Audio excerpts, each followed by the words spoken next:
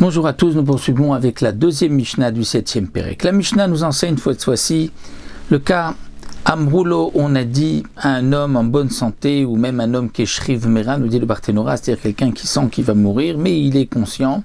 Et on lui dit Nirtov get leishtecha, on écrit un get à ta femme, on voulait éviter que sa femme ait besoin de faire Yiboum ou Khalitza dans le cas où cet homme décède sans laisser d'enfant.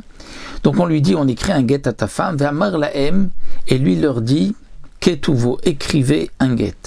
Eh bien, Amrou la sofer ve'katav, ils ont dit à un sofer, et il a écrit, Ve'laedim ve'chatamu, ils ont dit à des témoins de signer, ils ont signé.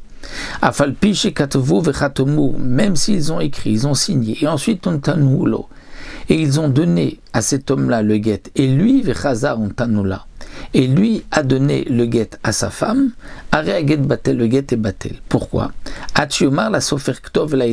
Il doit dire, lui, au sofer, écrivez, écrit, et aux témoins, signez.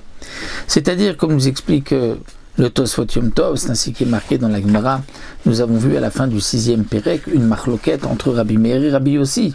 Un homme qui avait dit à deux personnes, écrivez un get à ma femme, eh bien, on avait vu que il devait écrire, eux-mêmes écrire et le donner. Mais s'il avait dit à trois personnes, donnez un get à ma femme, là, ces trois personnes pourront dire à un sofer, pourront dire à des témoins de signer parce qu'il les a rendus Beddin. Ça, c'était l'opinion de Rabbi. Mais Rabbi aussi avait dit que non, que dans tous les cas, même si c'était le grand Beddin Agadol Yerushalem, on avait dit donner un get à ma femme, eh bien, eux-mêmes doivent apprendre à écrire le get, à le signer pour pouvoir le donner.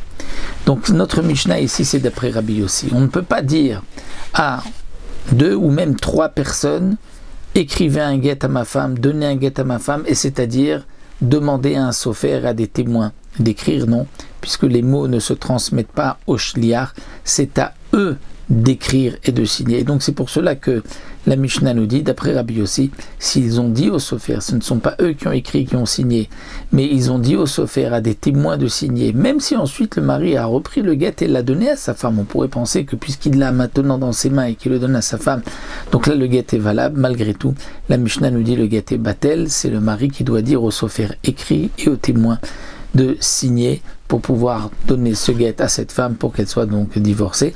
Donc cette Mishnah rejoint la fin du 6e Pérec que nous avons vu précédemment. Voilà.